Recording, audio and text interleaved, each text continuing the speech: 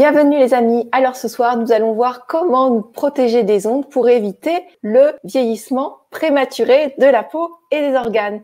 Donc nous sommes avec le docteur Paya, qui est spécialiste de la douleur et directeur scientifique de Como System et aussi membre de l'Académie des sciences de New York. Alors bonsoir à vous Marc. Bonsoir Gwendoline. On va commencer directement dans le vif du sujet. Déjà, comment ça se passe le vieillissement? Comment on vieillit? Ce sont des processus, on devrait théoriquement ne pas vieillir si on était logique, si la machine continue à fonctionner comme il faut. Mais le vieillissement, c'est le débordement des moyens de protection des structures visant à réguler le fonctionnement cellulaire. C'est-à-dire qu'une cellule, quand elle doit mourir, elle meurt, elle est remplacée par une autre cellule, et c'est un cycle permanent. Et à partir de là, on est dans une situation, parce qu'on a des structures qui sont sensibles à ce que nous mangeons, à ce que nous sommes, à notre environnement, en particulier les ondes et toute la pollution chimique qui nous entoure, qui font que tout ce qui sert à réparer ces structures pour que les cellules vivent plus longtemps sont débordées. Et automatiquement, ces cellules meurent et doivent être changées par de nouvelles cellules. Et on a un capital qui progressivement va en train de s'amenuiser. On a plusieurs structures cellulaires, dont bien sûr les membranes nucléaires ou cellulaires qui sont attaquées par la peroxydation lipidique, c'est-à-dire le même phénomène que vous avez quand vous laissez votre beurre hors du frigo et qui devient rance. Donc on a des modifications. Quand ces membranes sont attaquées, elles deviennent rigides et donc elles perdent une grosse partie de leur fonction. Et ça, on sait que pour maintenir la fluidité des membranes, tout cela dépend de notre taux d'oméga 3 que nous consommons et que nous avons en stock. Ensuite, on a les mitochondries. Alors, on parle beaucoup des mitochondries.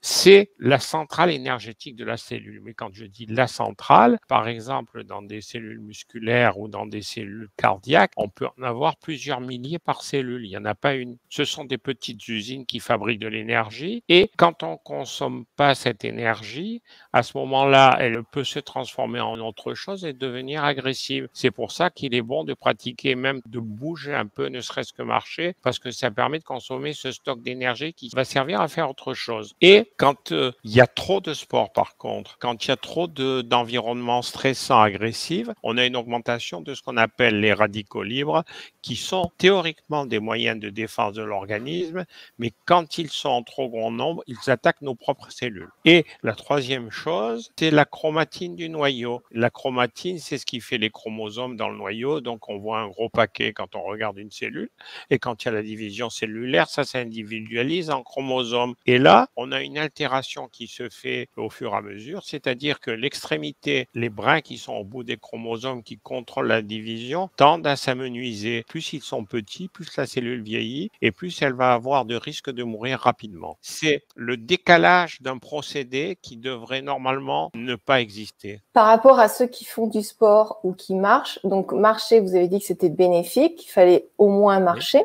Et vous avez aussi mentionné que le trop de sport allait créer du stress et donc forcément stresser des radicaux libres aussi. Alors, qu'est-ce que vous recommandez?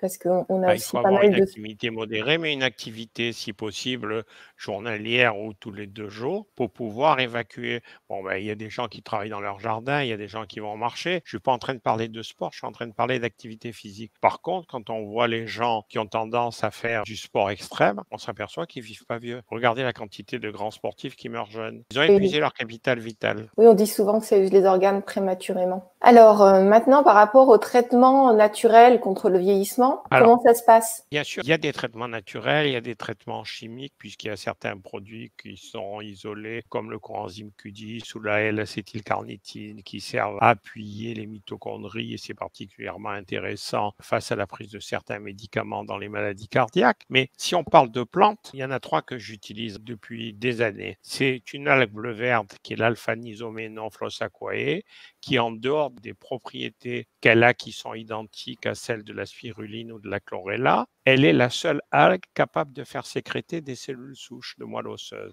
C'est-à-dire que vous augmentez de 30% la sécrétion de cellules souches et automatiquement vous vous retrouvez dans une situation où le renouvellement des cellules endommagées se fait plus rapidement. Donc ça, c'est un apport considérable. Ensuite, vous avez la racine d'Astragalus. Elle permet que la télomérase, qui est l'enzyme qui protège ce bout de chromosome dont je vous ai parlé, qui a tendance tendance à s'amenuiser. Et quand il s'amenuise, la cellule meurt. Donc, ce bout de chromosome est réparé. Et automatiquement, la durée de vie de votre cellule va être plus longue. Donc, si votre cellule dure plus longtemps, vos cellules souches, vous n'en avez pas besoin. Vous n'avez pas autant besoin. Et quand on voit ce que peuvent faire les cellules souches, j'ai vu un reportage d'une centenaire belge, mais une grande centenaire. En fait, l'hôpital universitaire de Bruxelles avait identifié qu'elle remplaçait ses organes avec 2 cellules souches. Ils avaient identifié 2 cellules souches. Une cellule souche se divise et quand elle se divise, il y a une fille qui reste dans la moelle et l'autre qui sort. On a un stock. Seulement, avec l'environnement, on peut avoir bien sûr une agression de la moelle et automatiquement une diminution. Donc là, avec la racine d'Astragalus et avec la phanisoménon, on a de quoi faire tourner la machine pour moins vieillir, moins être sujet aux attaques. Moins être impacté. La prise d'huile de périlla. L'huile de périlla, c'est une plante qui est utilisée depuis des siècles dans la médecine chinoise et dans la médecine Kempo au Japon. Et j'ai fait une grosse étude il y a 11 ans qui a été publiée dans la revue Phytothérapie. Et en fait, consommer l'huile de cette plante, ça permet de fluidifier les membranes parce que c'est un apport très particulier, 65% d'oméga 3. Voilà. Ce ne sont pas les seules, mais ce sont celles que je connais bien, que je manipule pour certaines, depuis plus de 20 ans. Merci pour ce partage.